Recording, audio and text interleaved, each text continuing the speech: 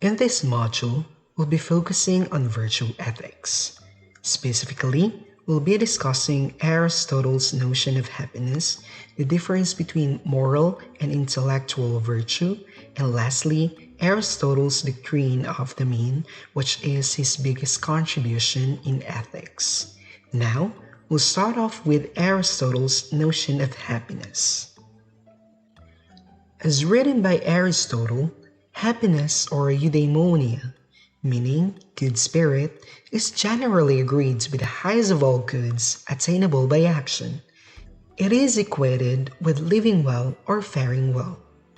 First of all, by happiness, we should note that Aristotle is not speaking of any kind of mental state or a state of subjective well-being. It's not a how are you today kind of thing. It's more of how is your life progressing kind of thing Aristotle refers to. Happiness is the best life for human beings, an activity the virtuous person enjoys. It is not mere amusement. Happiness is perceived by how we live our lives. Now, on what grounds can you say that a person is happy? So according to Aristotle, a happy person is in accordance with complete virtue, prosperous with external goods, and has a complete life with family, friends, maybe lovers. Happiness requires sustenance, beauty, which is the goods of the body, wealth, external goods, intelligence, which is the goods of the soul, prosperity, luck, love, friends, among other things, which is basically true because for happiness to be maintained, a certain prosperity is needed. But what exactly is happiness? How can you achieve happiness? What does it require? Aristotle states that the true meaning of happiness is a matter of long-standing dispute with three lives in contention. First, those of sensual enjoyment or gratification. Second, of political achievement or honor. And lastly, of intellectual contemplation or wisdom. By sensual enjoyment, this means living a life of enjoyment or gratification or pleasure. On the other hand, by political achievement, this involves honor. That means the life of someone active in their community, displaying the moral virtues. Aristotle adds but swiftly dismisses a fourth contender for the best life, which is the pursuit of wealth or money, which was probably the first thing that comes to mind when speaking of happiness. He points out that wealth is sought for something else, and in this case, the pursuit of wealth doesn't really match up with the criteria for happiness, wherein the highest good must be wanted for itself. For example, think about it. Let's say you want some money because you think you'll be happy when you have money. I mean, who's not happy when they have money, right? But the truth is, you don't really want money for the money itself. You only need money because you want to buy something using money, meaning it's really not the money itself that you want. In this case, money is just an instrument to get what you actually want or what we call intrinsic. Now, according to Aristotle, happiness is an activity rather than a state a person is in, lacking in nothing, desirable for its own sake, and self-sufficient. Aristotle argues that contemplation or theoria best satisfy these criteria, while a life of morally virtuous activity comes second. To understand what happiness is, the human function must be understood. Now, what exactly is a human function? Aristotle says that a thing's function stems from what is special about it or what distinguishes it from other things, And we know that what sets humans apart from other things, from plants and animals, is reason or rationale. So, the human function comes from the root word ergon, meaning task or work, is described to be the activity of the soul in accord with reason or requiring reason.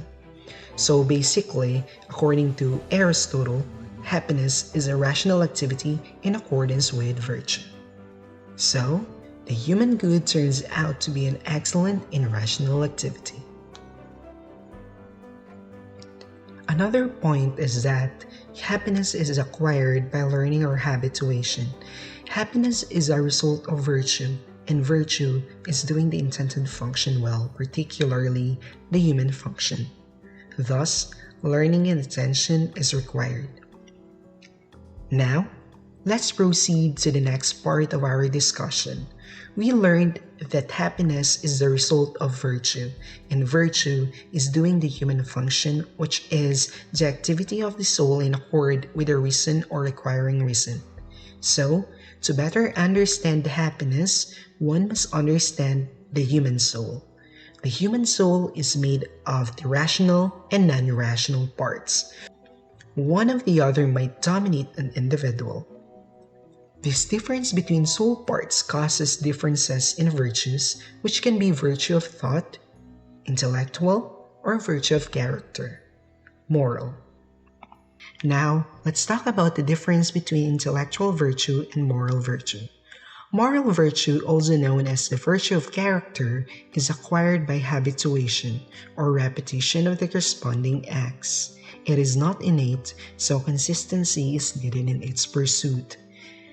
Meanwhile, intellectual virtue, also known as virtue of thought, is acquired by learning. It owes its birth and its growth through teaching. Moral virtue aimed for proper behavioral conduct and manner, while intellectual virtue aimed for scientific understanding. Moral virtue is practical knowledge. It uses theoretical knowledge to better understand particular truths. On the other hand, intellectual virtue is theoretical knowledge that uses particular cases to better understand abstract truths. Moral virtue involves generosity, fairness, and temperance, among others, while intellectual virtue involves curiosity, confidence in reason, and imaginativeness, among others. Lastly, moral virtue is found in the middle of two extremes, the golden mean. On the contrary, intellectual virtue is governed by wisdom. Things learned must be translated to action. The person whose activity accords with understanding is a person who takes care of all aspects of himself to live a happy life. Finally, we are now in the last part of our discussion. Aristotle's doctrine of the mean. The doctrine of mean is an understanding that a virtue or mean lies between two vices or extremes. Aristotle claims that any extreme is a vice. To become good, one must act correctly, and to do this, one must act out of reason. Virtues must be done not in excess or deficiency, for this corrupts virtues. One must follow the doctrine of the mean.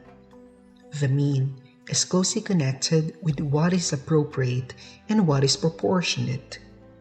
So, let's take the moral virtue of courage. This is a virtue that sits in the middle of two extremes. On one extreme is the vice. We can say it is a deficiency of the virtue. Deficiency is equal to cowardice. On the other extreme is the excess. The excess is recklessness or foolhardiness. So the virtue of courage lies between the two vices. By using our practical wisdom, we can assess the situation, and with the golden mean, we can determine the virtuous action. Now, for example, imagine you are an ancient Greek soldier defending the city walls from the enemy. You were guarding alone and you saw 20 enemy soldiers approaching the gate. Now, if you ran out and faced the enemy alone, this would be reckless and this would be a vice. You are outnumbered and you will certainly be defeated. However, grabbing your things and running away quietly would be cowardice, which is another vice. Courage would be to inform the other guards, and if enough men heed your call, you stand and fight and defend your city walls. Another one is the moral virtue of ambition. To work 20 hours a day and never see your friends or family neglect everything for your career is seen as a vice. But to never work to be completely lazy is also a vice.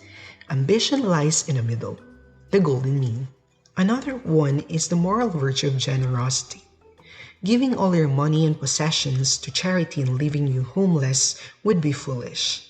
But stinginess whereby you never give to charity or by anyone a gift is also not a desirable trait. We must use our practical wisdom to know when to be generous and when not to be, to understand what we can afford and to whom we can be generous. Next up, we have the moral virtue of temperance. Good temper is moderation in one's proneness to anger. The vice of excess is irascibility or irritableness. Of deficiency is spiritlessness or passivity. There is not a good word for it. Aristotle does not recommend total abstention from pleasures, that is, a deficiency, but abstaining from inappropriate indulgence in bodily pleasures. Pleasure in doing virtuous acts is a sign that the virtuous disposition has been acquired. An action that causes pleasure or pain gives a hint to a person's state of being. Often, people commit vices for pleasure and avoiding pain in doing the right things, such as taking responsibility. People who take pleasure in virtue and avoid pain in vices are considered to have a good upbringing. Pain covers any kind of distress, annoyance, displeasure, and so on, for the striking claim that enjoying one's good acts is a prerequisite for possessing a virtue, and finding them irksome disqualifies someone from the title of possessing virtue. Virtue focuses on motive. Thus, the person must act according to values and the right state of mind. A person must know the right thing to do, decide to do the right thing, and commit to the action and from a firm and unchanging state. Virtues are concerned with actions and passions. Aristotle seems to intend that each virtue has both an associated range of actions and an associated passions. For example, the feeling or emotion, such as fear for courage, desire for bodily pleasures for temperance, and anger for good temper. Virtue is a state of character concerned with choice. The extremes are opposed to each other and to the mean. The mean is hard to attain and is grasped by perception, not by reasoning. It is through hard work that excellence is achieved. To determine the mean of these characteristics is hard. One must understand himself and his tendency of learning towards either of the vices and opposing ends and adjust himself accordingly. That's all. Thank you for watching.